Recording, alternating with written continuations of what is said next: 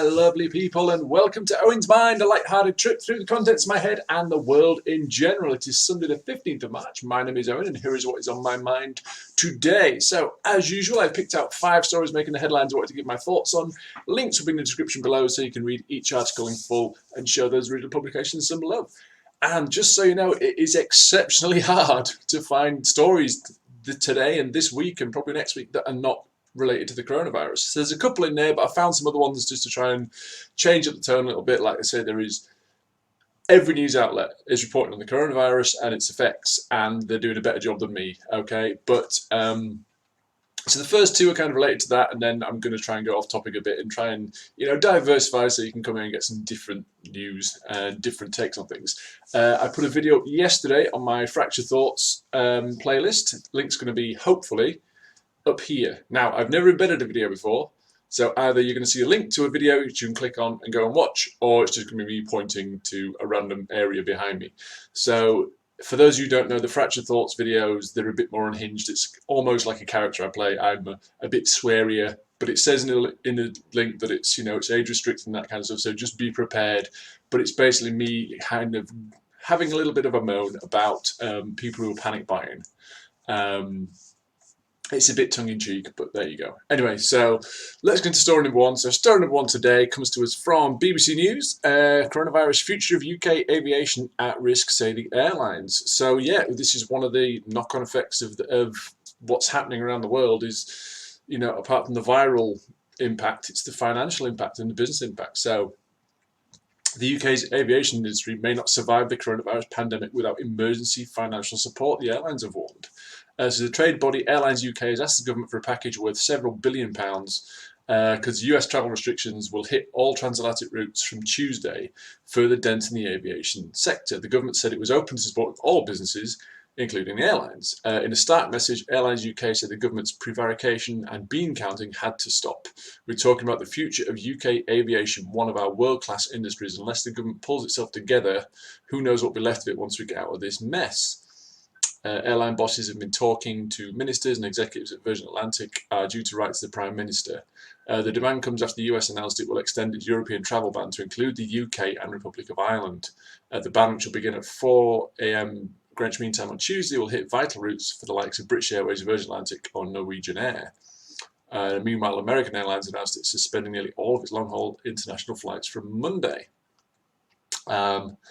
The government said in a statement it recognised the difficulties UK airlines are facing. We are engaging with the sector's leadership to support workers, businesses and passengers. We have influenced the European Commission to relax flight slots, and HMRC is ready to help all businesses, including airlines and self-employed individuals experiencing temporary financial difficulties due to the coronavirus. So this is interesting. Under European law, if flights are not operated, designated takeoff and landing slots have to be forfeited. Last week, Virgin Atlantic confirmed it was forced to operate some near-empty flights after bookings were dented by the outbreak. British Airways warned employees on Friday that the industry was facing a crisis of global proportions that was worse than that caused by SARS virus or 9/11. So yeah, that's those flight slots. It's I don't know entirely, but I think essentially if you're an airline and you have these flight slots, you have to fulfill them, otherwise they get forfeited and other airlines can have them. Because although the sky is vast, there is certain routes that airlines fly and you have to book those routes. You have to hold your sort of ownership of them. You have to use them. If you don't use them, they will be forfeit and other airlines can then snap them up, I guess. That's just a bit of, speculation on my part, but I think that's what it's saying. And the airline is that's just indicative of a lot of business at the minute. They've been impacted very much by the coronavirus, and it goes from it's affecting everybody from ground level, from the guy on the street the single parent who's if they work in a small business and somebody else, one of their colleagues, is suspected of contracting the coronavirus and they have to isolate for 14 days and statutory sick pay is not enough to cover the bills because a lot of people live right up to their means. They don't have a lot of spare money at the end of the month. They don't have a lot of savings.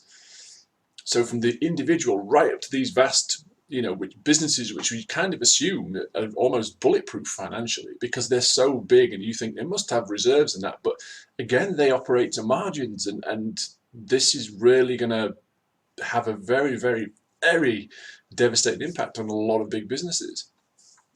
you know, theatre chains and things like that are obviously suffering as well, because loads of the similar releases, the big Disney slate, has been pulled. So the new Mulan film has been pulled, New Mutants has been pulled, Antlers has been pulled, James Bond has been pushed. We heard today that production on the Batman has been suspended for 2 weeks. There was another big movie, Jurassic Park Dominion, the next Jurassic World Dominion, the next one. They've halted shooting on that. So all of this is having a knock-on effect. So theatres have got less movies to show because the big studios have pulled them, because they don't want to release them into theatres which are half full, because they don't get their money, they don't get their box office. So theatres have got less films to show, and less people are going out because they don't want to be in an area with a gathering of people, like a movie theatre. So, and movie theatre margins are very low. They make a lot of their money not from showing the movies, but from concessions, which is why concessions tend to be more expensive than you'd think. You know, when you go and buy your popcorn and your nachos and your drinks, it always seems quite expensive. That's their bread and butter. That's where they make their money. Not so much on showing the films, because they've got a lot of their revenue to pay back to the film studios and the distributors and that kind of thing. So it's just all these businesses are suffering because of this, and I don't see an end to it. And I hope the government does step up, because during the financial crash, is that 2008, the government was more than happy to step up and support the banks, who, let's face it, was largely self-inflicted. You know, the subprime mortgage thing, and, you know, these companies kind of were just papering over the cracks in what they knew was a flawed system, and it went down big style. And the government stepped up and saved them. And now this is what's happening to these businesses now is not their fault. It's not anybody's fault. It's a little worrying that some of the US press is kind of focusing, blaming China for this. Now, that's where it originated, but they didn't want it. They didn't create it. They didn't put it out in the world. It's a virus that just happened to start there, but they're kind of blaming the Chinese, and we're seeing horrible things, that people are attacking Chinese people, saying we don't want your virus and this is all your fault. Anyway, that's getting a bit off topic. But yeah, essentially, hopefully the government will step up and say, yeah, this is not your fault. We've got your backs. We're going to keep these businesses going. We're going to keep you afloat. We're going to do everything we can to ride this out, you know, and keep the country moving, keep all countries moving. Anyway, we'll see. So anyway, let's move on. Story number 2. And story number 2, this is, again, coronavirus related, but it's a bit lighter. So this is in the Hollywood Reporter.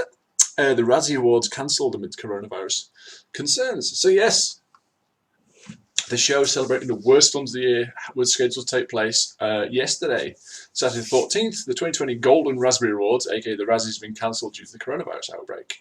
The Razzies normally air the night before the Oscars, but due to the 92nd Academy Awards early date, and the Razzies decided to avoid anxiety and set its own schedule according to its site, the 2020 show was scheduled to take place yesterday. But like with a lot of events going on at the minute, tonight's live Razzies ceremony had to be cancelled, postponed, because the mayor of Los Angeles shut down all city-owned venues where more than 50 people could gather, including our site, the Barnesdale Theatre. That's a statement from co-founder John Wilson. Without Hall, we could not proceed with the show, but we were hoping to have a video to disseminate by tonight, perhaps even by the original curtain time of 8 p.m. So obviously there's no live show, so there is nothing to stream. So for those of you who don't know, the Razzies celebrate the worst films of the year. Cats, A Medea Family Funeral, and Rambo Last Blood tied for the most nominations this year with 8 apiece. Wow. Each of the movies in mentions for Worst Picture, Worst Actress, Screen Combo, and Screenplay. Meanwhile, there is one positive recognition given out each year, the Razzie Redeemer Award.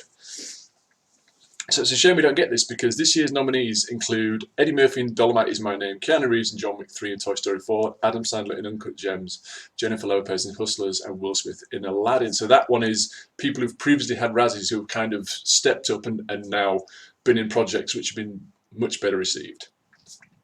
Now, I have not seen Cats. I've not seen it at Medea Family Feud. I have seen Rambo Last Blood. Does it deserve a Razzie? I don't know. I wasn't a fan of it. I like the other ones. This one, not so much. But yeah. And again, the Razzies, they're a bit of fun, you know, and I think a lot of people take it as such, like Halle Berry actually turned up to collect hers for Catwoman. Fair play to that woman. But yeah, it's like anything. It's been cancelled, as we're hearing about everything. All these gatherings, so festivals and Coachella, and in the UK, even the Premiership football matches are now not, I believe a lot of them are not going to go ahead, or they're not going to go at all, or some are going to be played behind closed doors, and I think even that's now off the table. And somebody's saying that the Premiership kind of calendar will not be able to, they won't be able to fulfil it this year now because of this gap that's going to be in place because of the coronavirus. So yeah, just another casualty. Anyway, let's move on. Story number 3. So that's it for coronavirus. There's no more in this video, I promise. Anyway, let's move on. Story number 3. Story number 3. Let's lighten the mood a little bit. So this is in the Sun. Barack Obama follows porn star Sarah J on Twitter and people are losing it. Yeah, so the porn star, who also runs a porn production company, began trending on Twitter, and when people wondered why, they discovered her famous fan. Why does former President Obama follow porn star Sarah J? Asked one Twitter user. While another added, find out that Barack Obama follows Sarah J exactly what the world needed today. Obama, at 58, follows more than 608,000 accounts, and people from all walks of life, but Twitter users rushed to assume the president followed her because he'd enjoyed her on-screen movies. Sarah, who was inducted into the Adult Video News Hall of Fame, put the speculation to bed by giving her thoughts on why Obama followed her. Maybe it's because I produce, direct, write and manage adult talent for my production company, Wildside. That didn't stop hundreds of hilarious memes featuring the president joking about his now infamous follow. Social media conversation then switched to how former President wife Michelle Obama would react to him following a porn star on Twitter. Michelle's about to do more than snatching Barack Obama's phone. He's going to be in trouble. You better unfollow Sarah J, one Twitter user wrote. Another agreed. Following Sarah might get me into trouble. Barack, my good brother, we love you, but I got to ask, did you unfollow Sarah J yet? Because if the Black Queen Michelle Obama finds out, it's going to be beyond us. We won't be able to save you. But Obama following Sarah is not new news, with the porn star bragging all the way back in 2015 that she had a famous follower. Everybody watches porno, she told allhiphop.com by adding, Obama follows me on Twitter, I'm just saying. So along with being the CEO of a production company, she also writes, directs and produces adult films, along with managing other porn stars. She's worked in the industry for 2 decades and was one of the most searched porn stars in 2018, according to the Daily Beast. Since all this came out, it appears Obama has now unfollowed Sarah because of just all the kind of frenzy it's bringing up. And maybe it's because, he doesn't want the attention, or maybe it's because he doesn't want the attention on this, as opposed to other things that are going on in the world, because he's that kind of guy. I like Obama a lot. So, yeah, just, again, he follows 608,000 people. And I'm sure he doesn't know all of them personally, and he's not, if some of those 608,000 people will be business people, some will be in the entertainment industry, he's maybe not seen all their films. So just to presume that because he followed her, he must obviously know about her films. Maybe he does, maybe he doesn't, I don't know. But so what? But yeah, people are taking it, having a little bit of fun with it about that Michelle. I don't know about the phone thing. There must be a meme or a gif or something where she snatched his phone or grabbed it out of his hand or something. So then now, apparently that's trending. It's going to be more than this if she finds out. But anyway, bit of fun. Let's move on. Story number 4. This is a Mail Online. Shocking moment. Suspected car thief is punched so hard that he breaks a brick wall as he runs from the scene of a crash. Yes, so a suspected car thief was punched so hard by a passerby that he broke a brick wall as he tried to run away from the scene of a crash. Shocking footage in the moment of Cypress Road in Droylsden, Great Manchester, has gone viral on social media with more than 1 million people watching the clip. So, 2 men in black hoodie coats can be seen fleeing from a crashed car, but one turns around and runs back to get something he left behind. But as he routes to the abandoned car for what he wanted, the driver of a flatbed truck slows as he tries to manoeuvre by the vehicle. The man then hot-foots it down the road, and suddenly from behind a white car, another guy steps out and clatters him, punches him, and the guy falls through. It's a gateway, you'll see from the picture. So it's like someone's gateway, so it's a brick wall, and then there's 2 little pillars. And this guy hits him, and he goes through this pillar, and the pillar just breaks off. So it says the hoodie-wearing man ends up flat on his back on the ground, clutching his head, as the man who threw the punch stands over him, shouting, "You effing little B." He then grabs him and screams, "There is effing kids around here, are you stupid?" Viewers were so shocked by the powerful punch that they repeatedly watched the footage, which was captioned "a bit of British justice." One Twitter user called John said, "I've gone back to the point where he smacks him against the garden pillar about 10 times. Outstanding hit that." And another added that knocked his block off. George, also on Twitter, couldn't believe what happened. He said, "What a strike." Paul King, who is based in Liverpool, said he punched him through a wall. Some Tom and Jerry S that. A man is then grabbed by the man in a blue van as passerby who punched him simply walks away. Greater Manchester Police has no log of the incident. So yes, now just to be clear, if you watch the video, it's largely this guy's momentum because he's running parallel to the wall, and as he gets punched, he kind of goes into it. So it's the forward momentum that kind of takes his pillar off. This guy doesn't punch him and he suddenly changes direction and smashes through the wall. You'll see as you watch it anyway. But even so, that would have hurt if that pillar was just kind of balanced. It's a decent stack of bricks with like a paving flag on top, like a topper. So just the weight of it to shove that off using the flat of his back almost, that's going to sting a bit. The fact that he says what you doing as kids around here, so strikes me the guy's local or he's a parent, and so the video is a 45-second video and it doesn't show you the instant the car. It shows them running away from it, and then this guy runs back to grab something out of it, and then as he runs down the path, this guy comes out of nowhere and just clocks him one.